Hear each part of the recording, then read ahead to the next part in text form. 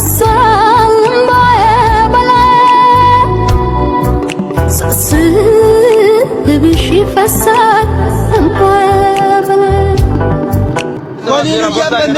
Forza makana eta bideligan. Kana eta bideligan. Malini.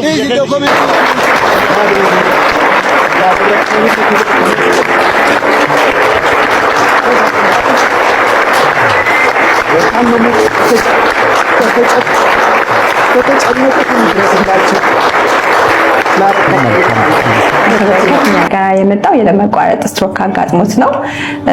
ከኋላ ጭንቅላቱ ላይ የረጋ ደም ያው የደም ዝውውር ሲያቋርጥ ባለው ምልክቶች ነው የመጣው።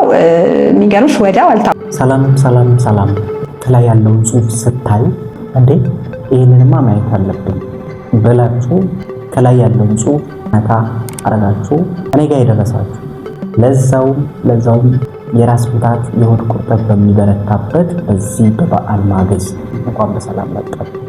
ሰብስክራይበሮች ያላችሁ በያላችሁበት ሰላማችሁ በዘት ይበል እያልኩኝ በዛሬው ቪዲዮአችን ከላይ ቀንጨብ አድርጌ ላስመለከታችሁ የሞከርኳቸውንና ሌሎች አስገራሚ አስቂኝና አዝናኝ ቪዲዮዎችን እያየን አብረን ሪላክስ የምናደርግ ይሆናል። ስክሮል በማድረግ የዛለ ጣታችሁን ላይክ እና ሰብስክራይብ የሚባሉ በተኖች ላይ አረፍ አድርጓቸውና በተወሰኑ ደቂቃዎች አብረን እንቆያለን። እንጀምር አይደል? ልገባው ነው። ሀገሬ ኢትዮጵያ ለምለሟ አበባ ሳስብሽ ይፈሳል ሳስብሽ ይፈሳል Forza makana eta bideligan. Kana eta bideligan. Malini. Dokumenti ranamicho. Dokumenti anamratema. Ketum. Dokumenti anati male keti bidiga. Etina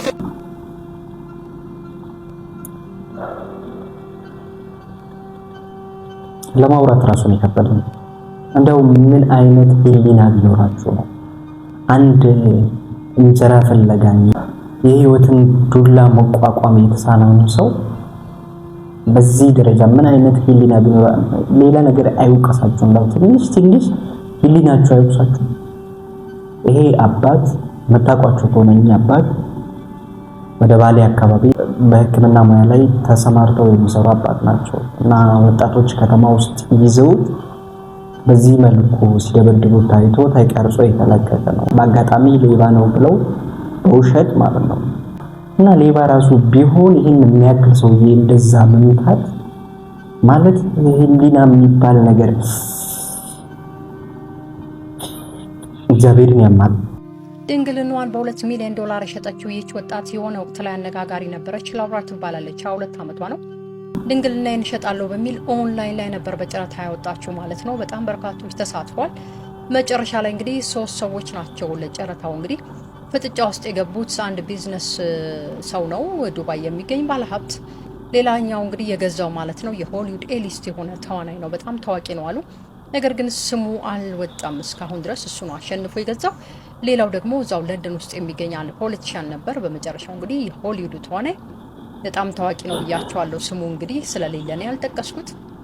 ይህን ነገር አሸንፎ 2 ሚሊዮን ዶላር እንግዲህ አውጥቶ ማለት ነው የዚችን ልጅ ድንግልና ወስዷል። 2 ሚሊዮን ዶላር ስዋታ እዛውም የአንድ ቀን ፓኬጅ። አረ የምን አንድ ቀን እንደውም እኮ ደርሶ መልስ እኮ ደርሶ ማለት ነው። ታዲያ በጣም በሚገርማችሁ ሁኔታ ይቺ ሴት ማለት ነው ገና ወጣት ሳለች ነበር እንደዚህ አይነት ነገር ውስጥ የገባችው። ታዲያ ተጠይቃ ነበረ። ሃይማኖተኛም ነች አሉና ስለ ሃይማኖትሽ ምን ትያለሽ? ከሃይማኖትሽ ጋር ሳይጋጭም በማለት ተጠይቃ ነበር። በጣም በርካታ ሴቶች እኮ ድንግልናቸውን በነፃ እያወጡና እየሰጡ ነው። እኔ ግን ለወደፊት የሚሆን ቢያንስ ገንዘብ ይዤበታለሁ። ስለዚህ አንዳች ነገር እንኳን የሚጸጽተኝ ነገር የለም፣ አሪፍ ብርም አግኝቼበታለሁ በሚል ነው የተናገረችው ማለት ነው። ነገር ግን እስካሁን ድረስ ይሄ ገዛ የተባለው የሆሊውድ ተዋናይ ማን ይሆን የሚለው ጥያቄ አልተመለሰም። ተዋናዮች ኢትዮጵያ ብቻ አይደሉም ማለት ነው። አያችሁ፣ ከባድ ናቸው። ይሳተፋሉ ለህዝባቸው እንትን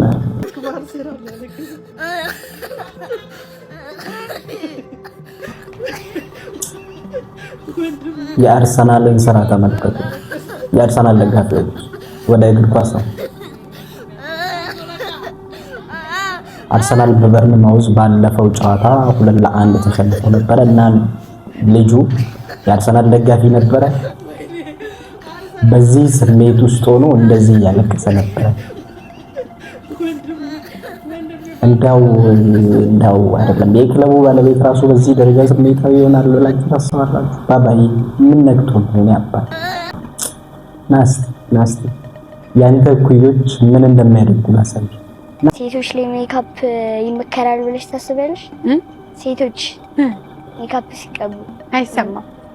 ሴቶች ሜካፕ ሲቀቡ ይመከራል ብለሽ ታስባለሽ? አይሰማም።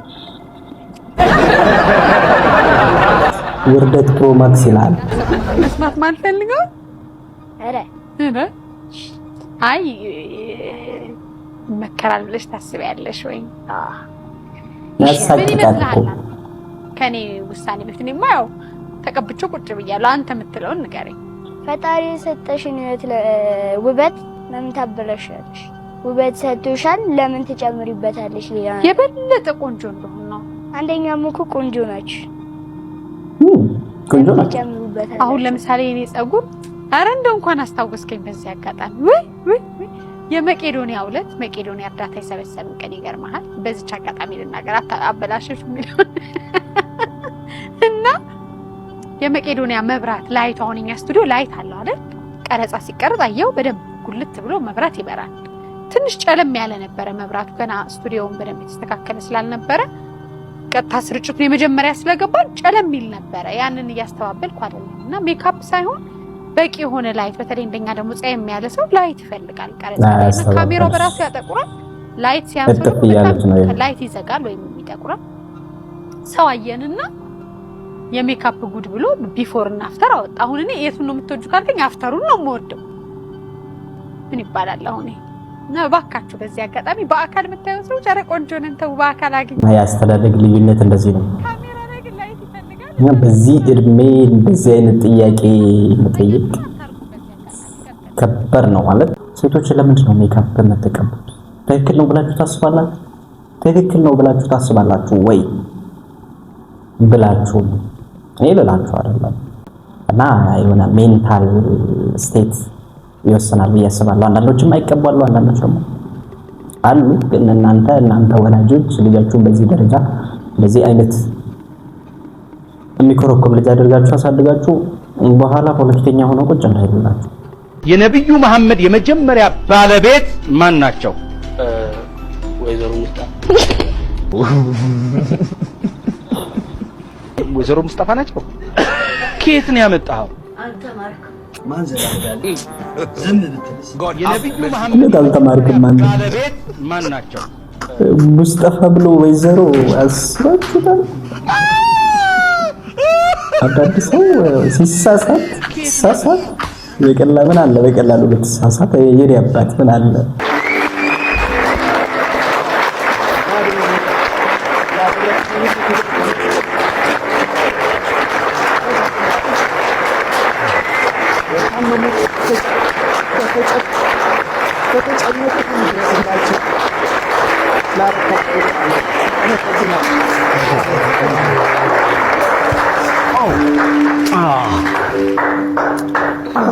ሽኩች ወልቴዲ እኔ